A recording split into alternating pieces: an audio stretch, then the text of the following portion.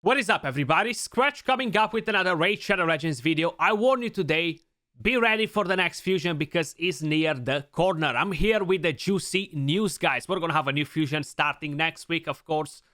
Expected.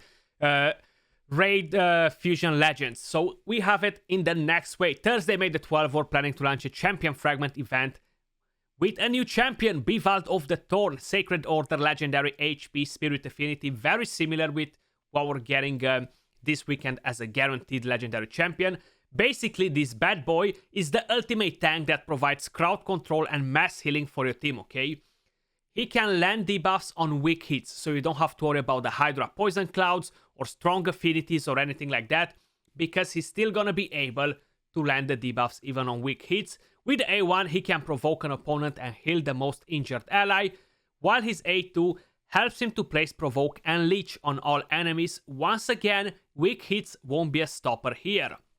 Using the A3, increases his damage for each debuff on an enemy, also heals and shields your whole team. That's kind of the way it works. The passive skill allows to decrease the damage all allies receive from provoked opponents. Moreover, Bivald provides HP aura in all battles.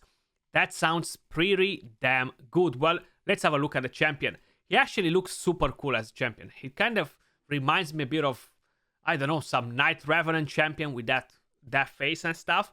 But looks pretty badass. So there it is. On the A1, Thorn Maul attacks one enemy, 30% chance to land Provoke, and heals the ally with the lowest HP by 15% of the damage inflicted. The Provoke debuff can be placed even if this attack lands as a weak hit. Pretty good. The main thing what I like is that Leech. Even if we have a weak hits or the Poison Cloud on the Hydra, my only problem is, that the Leech doesn't counter the Toxic Cloud. So when we're going to move over to the A3, for example, or the A1, we're still not going to do anything too crazy, especially with the A3, because it doesn't specify that it cannot weak hit. The A1 actually mentions that, but the A3 attacks all enemies, damage increases by 5 for each debuff on each enemy, also heals all allies by 20% of the damage inflicted, and places a shield buff on them for 2 turns equal to 20% of the damage inflicted. What exactly it means, guys, is that when we're using the A2, which attacks all enemies 2 times, the first hit has a chance to land Provoke, the second has a chance to land Leech, fully booked, I'm sure it's gonna go to 100%, also places a strengthen buff on this champion for 2 turns. The Leech and Provoke debuffs can be placed even if this attack lands as weak hits. So that's great. We're gonna get Leech, we're gonna get to heal a bit back, but there's always that but, you know. The A3 is gonna weak hit after on the Poison Cloud, and we're not gonna get a massive heal, we're not gonna get a massive shield, so it's kind of like, why doesn't the A3 have the thing that the A1 has? We can not weak hit, you know. If that was gonna be the case, I feel like the champion was gonna make a stronger case as, yeah, this is a champion that you must have for Hydra. But like this, I'm gonna fuse him, don't get me wrong, I'm always fusing these fragment fusions because they're pretty easy, but I'm not gonna use him. Most probably, I'm personally not gonna use him. And it's mainly because of what I just explained to you. Yeah, I'm not gonna say that if we're not gonna deal with Toxic Clouds, the A3 is bad, because it's gonna be pretty solid. It's similar with Sir Nicholas, with Miscreated Monster, you're gonna have a fat shield, you're gonna have a good heal, you know? So that's awesome.